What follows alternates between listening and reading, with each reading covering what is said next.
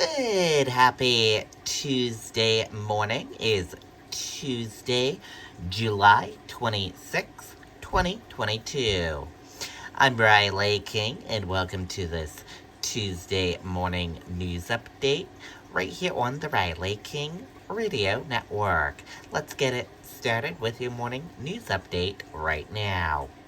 First up, proposal photographed on Mount Washington. Let's take a listen to that video from WMUR News 9. We all know the power of social media. Take a look at this. A U local member shared this photo of a couple getting engaged atop Mount Washington at sunrise on Sunday morning. They hope to get this picture to them, and we are happy to report, after being shared hundreds of times, the happy couple has been tracked down. Congratulations to them. Wow, congratulations. Crews spend evening cleaning up down trees and wires in Auburn. Let's take a listen to that video from WMUR News 9.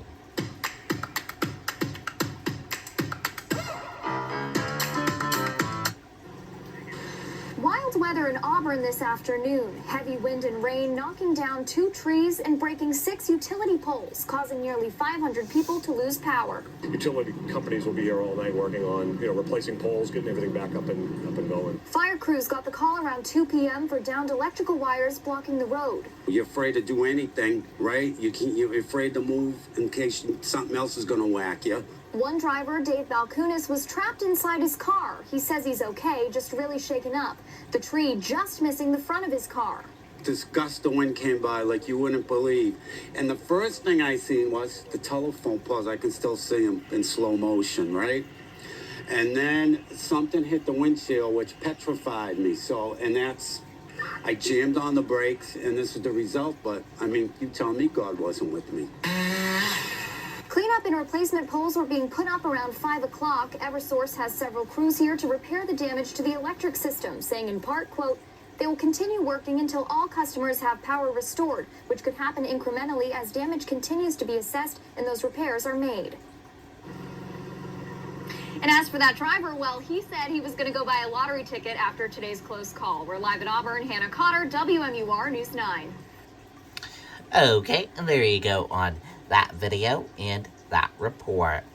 Electric service rates to double for many in New Hampshire on August 1st. Let's take a listen to that video from WMUR News 9. Overall, electric bills can expect to go up by something like 60% from where they currently are. That's very worrisome. On August 1st, the energy service rate for New Hampshire Electric Co-op will go up 77%. Liberty Utilities will jump 100%.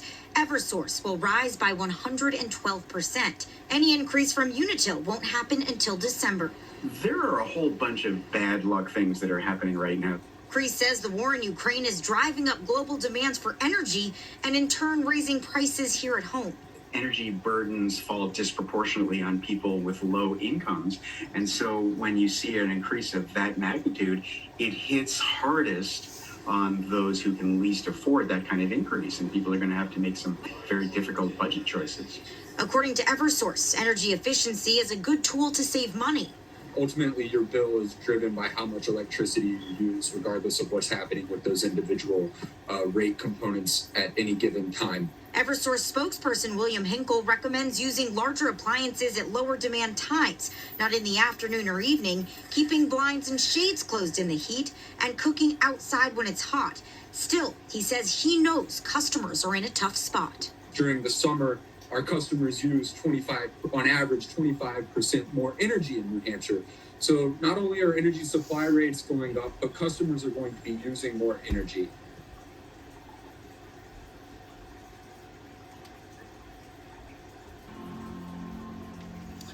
Okay, and there you go on that video and that report.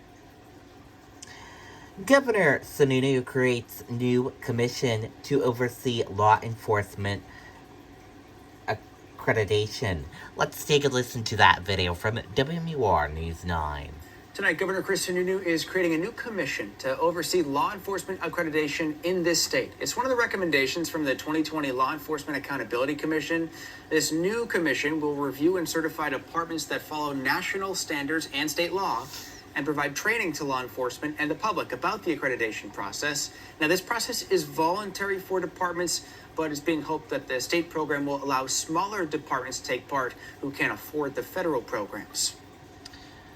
Okay, and there you go on that video and that report. Dartmouth Health mourns loss of founder of Dave's House. Let's take a listen to that video from WMUR News 9.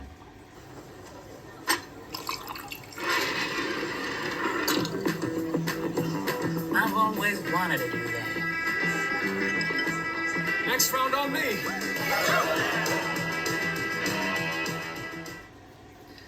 Tonight, Dartmouth Hitchcock is mourning the loss of Dick Sir, who founded David's House in 1986. Dick lost his son David at age 4 to leukemia in 1984. And as David was being treated at Dartmouth, Dick noticed that many other families in similar situations struggled with hotel and food costs. So Dick created David's House in his son's honor.